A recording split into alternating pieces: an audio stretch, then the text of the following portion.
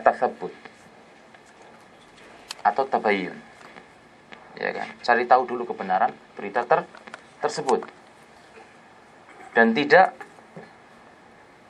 gampang untuk menyebarkannya.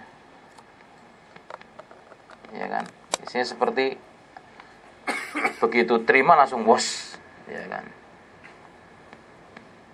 Kata orang itu mulutnya besar istilahnya. Maksudnya tidak bisa menyimpan apa yang ada pada dirinya, ya kan? Dan tidak bisa memilah mana berita yang patut untuk kita kita sampaikan atau berita yang harusnya kita simpan, karena apabila tersebar kemaslahatannya tidak ada, dan justru mungkin akan lebih merusak. Makanya Allah Subhanahu wa taala berfirman, ya ayyuhalladzina amanu idza ja'akum fasiqun binaba'in fatabayyanu. Apabila datang, ya orang yang beriman, apabila datang kepada kalian seseorang, ya kan, dengan membawa berita, maka cari tahulah. Dalam bahasa kerennya apa? Cross check dulu, ya kan. Betulkah berita tersebut? Jangan sampai, kata Allah, ada orang mendapatkan maldharat atau terzalimi karena berita yang salah, berita yang jelek, sehingga menghancurkan atau menzalimi saudara kita yang lainnya. Walaupun mungkin itu adalah orang kafir. Tidak boleh kita menfitnah, kan? Walaupun itu orang kafir, apabila bukan merupakan sebuah kebenaran. Ya. Dan Rasulullah bersabda, man kana yu'minu billahi wal yawmil akhir, barang siapa yang beriman kepada Allah dan hari akhir, falyaqul khairan, berkata yang baik, auliyas, atau diam itu lebih selamat.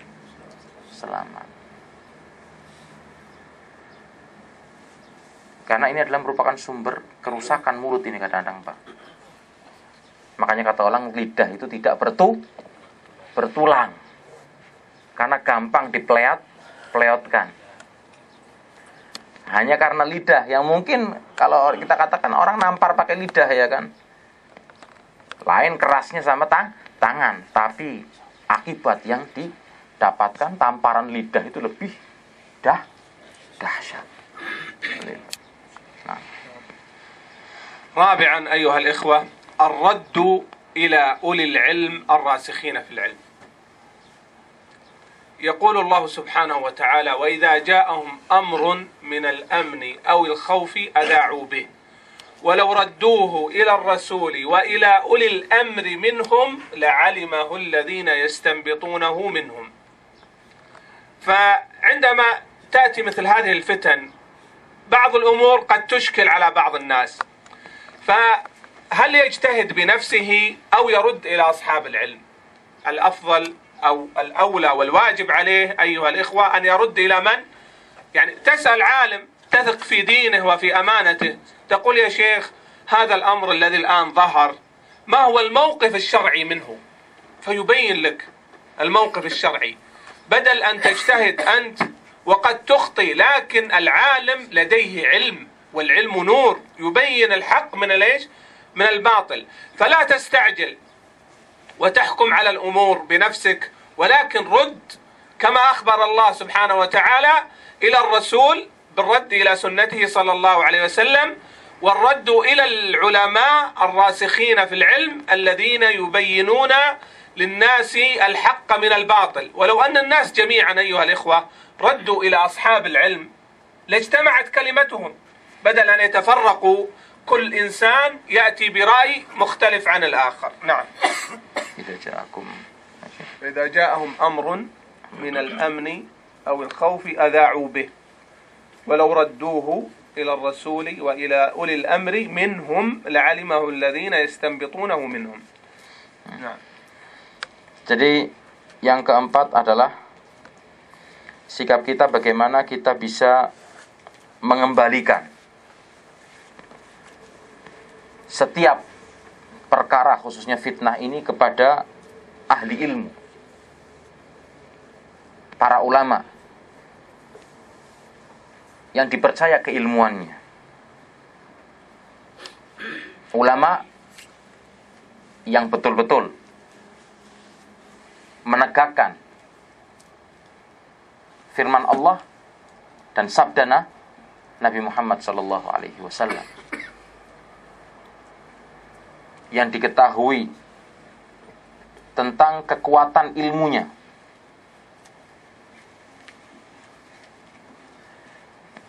kebenaran dalam metode dakwahnya,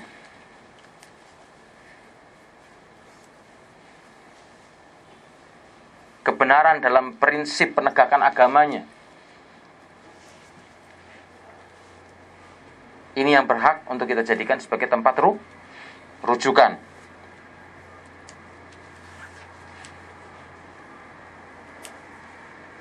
Karena inilah perintah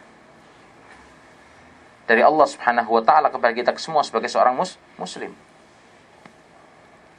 Kalau misalnya setiap dari kita, ya kan, bersikap ketika menghadapi fitnah dan kita kembalikan kepada ahli ilmu,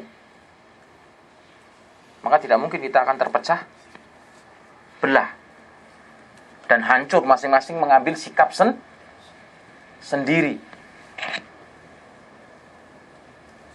Karena kita tidak melangkah kecuali harus berdasarkan dengan ilmu. Dan kita tahu maslahat, kebaikan atau kejelekan, madarat yang akan menimpa kita. Jangan sampai kita berjalan dengan secara serampangan. Tapi kalau kita bisa menjadi orang-orang yang menegakkan prinsip, apabila kita menghadapi fitnah kita kembalikan kepada ahli ilmu, maka seperti tadi dikatakan Syekh, kita tidak akan terpecah belah. Dan kita akan tahu bagaimana cara kita bersikap, karena ahli ilmu tersebut akan menimbang segala perkara ini dengan kitab Allah dan sunnah Rasulnya Muhammad sallallahu alaihi wasallam. Nah.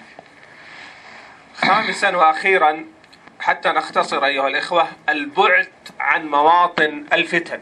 البعد عن مواطن ليش؟ الفتن. مثلا سمعت قتال بين المسلمين في منطقة من المناطق، هل تذهب إلى هذه المنطقة؟ لا تذهب، لأن هذه المنطقة فيها إيش؟ فيها فتنة، والنبي صلى الله عليه وسلم أمر بالبعد عن الإيش؟ الفتن. فمثلا الله سبحانه وتعالى يقول ولا تقربوا الزنا. يعني مثلا مرقص أو خمارة، هل تذهب إليها وتقول مثلا أدعو في هذا المرقص أو في هذا الخمارة أو أذهب لأتفرج؟ لا تذهب أبدا، ابعد بنفسك عن الفتن. كذلك في قضايا القتال بين المسلمين والمظاهرات وما إلى ذلك، بعض الناس أيها الإخوة يعني يقول أذهب أرى أو أشوف أو ما إلى ذلك. لا تذهب إلى هذه الأمور، لأن حتى النبي صلى الله عليه وسلم عند ظهور الدجال قال يعني إذا سمعتم به في مكان فلا تذهبوا إليه، لأن الرجل قال قد يذهب إليه ويظن أنه على خير، قال فلا يلبث أن يتبع مما يرى من الفتن.